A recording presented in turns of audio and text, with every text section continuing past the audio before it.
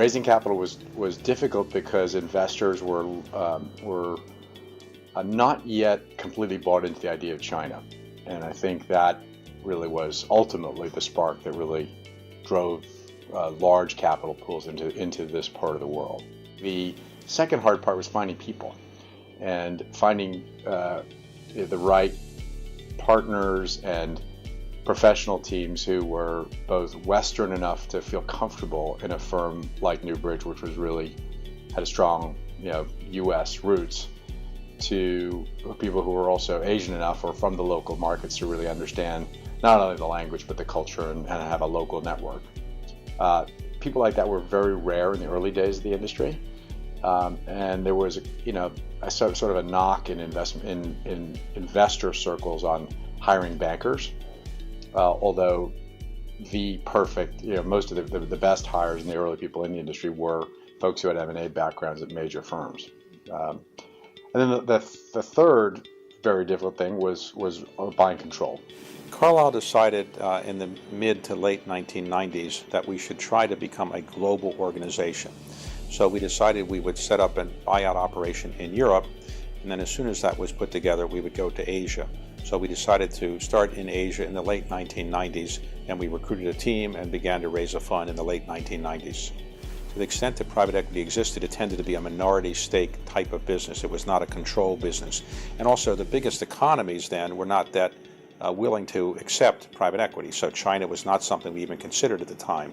In the late 1990s, we were focused on Taiwan, Korea, Southeast Asia to a large extent. India was not really in our mindset at that time.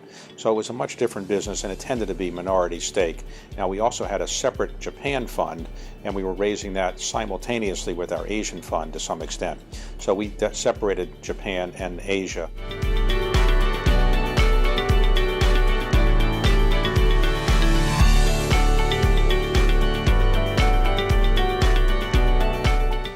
Well, we thought about entering the Asian market at many different points in time. The first time was really in the late 1990s during the Asian financial crisis.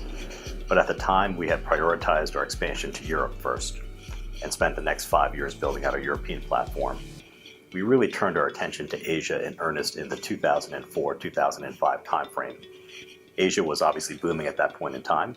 The macroeconomic growth trends were quite compelling, and we thought that was the right time for us to establish our franchise in the region. The strategy was really built around three core pillars. We wanted very localized investment teams to really blend into these markets, hire the best local talent we could, to integrate that local talent into our global platform and deliver a seamless global solution to our clients in the market, and finally to bring to the table a very significant operational capability.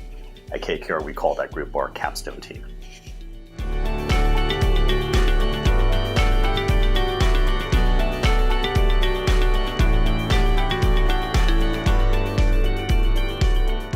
The first opportunities for Bain Capital Credit were probably more than a decade ago, but they were very, very opportunistic. A single investment here, a tech company that had operations somewhere in Asia, and over time, we started doing more and more in Australia, and from Australia, we started expanding out north.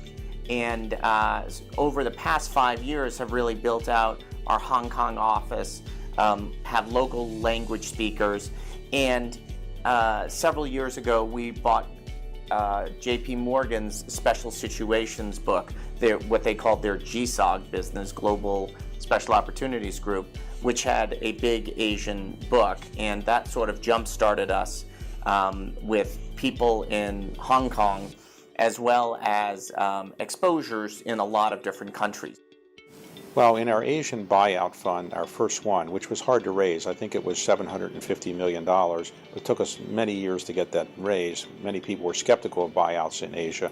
We did a transaction, China Pacific Life, which turned out to be an extraordinary transaction. We bought a more or less bankrupt Chinese insurance company, life insurance company, and we helped turn it around and made a great deal of money for us and our investors. And as a result of that, we realized that yes, you can make a fair amount of money in Asian private equity. Well, I think in each of the markets that we've invested in across the region, there have been milestone transactions which really, I think, opened up the market for us.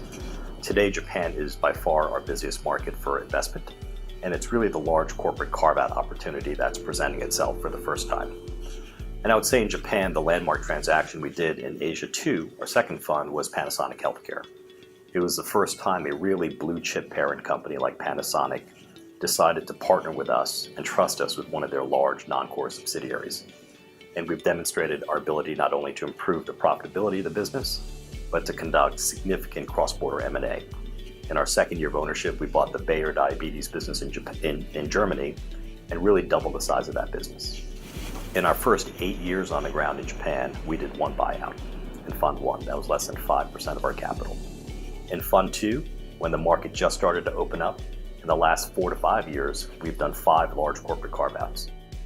I think that there hasn't been a watershed moment in credit where all of a sudden everybody started looking to Asia, although I do think that there has been a natural progression from people were comfortable in the US, then started investing more in Europe. Europe had a very severe couple of crises. There was both the GFC in 2008 and then the sovereign crisis, which went from country to country to country.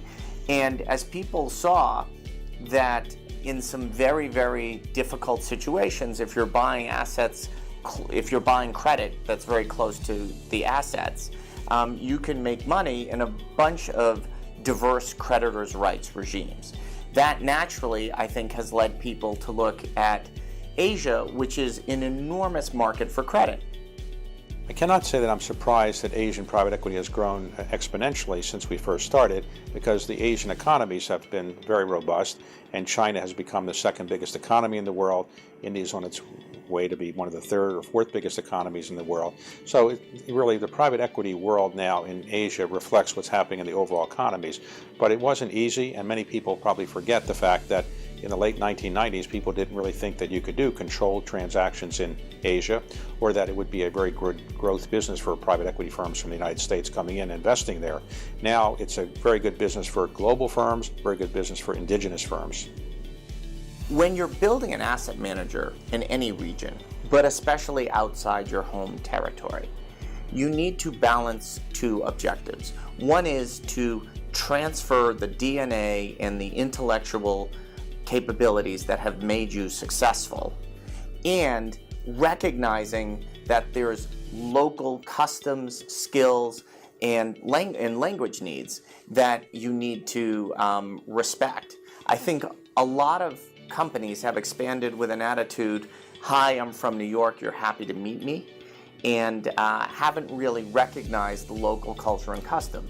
What we try to do at Bain Capital is make sure that when we expand, we have some people who have worked at the firm for a long time go and hire and build an office that is predominantly people from the region.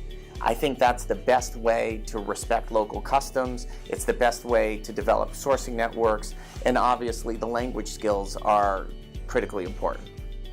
I think there are really 2 major constraints to building scale in Asia today. It's a lot of different markets, so it's not one monolithic region today. The cultural differences, the language differences, the political, legal differences across all of these markets are dramatic. So what you're really talking about is building scale in each of the major countries that you want to do business in. So for us, it was really getting scale in terms of human capital, finding great talent, and the pool of talent in Asia within private equity is a lot less developed than the United States, for instance. So finding that really senior experienced investment talent was much harder to do. And then secondarily, once you have the talent in place, really being able to find the great local partners, the great families, the great management teams that you want to back in each of these markets.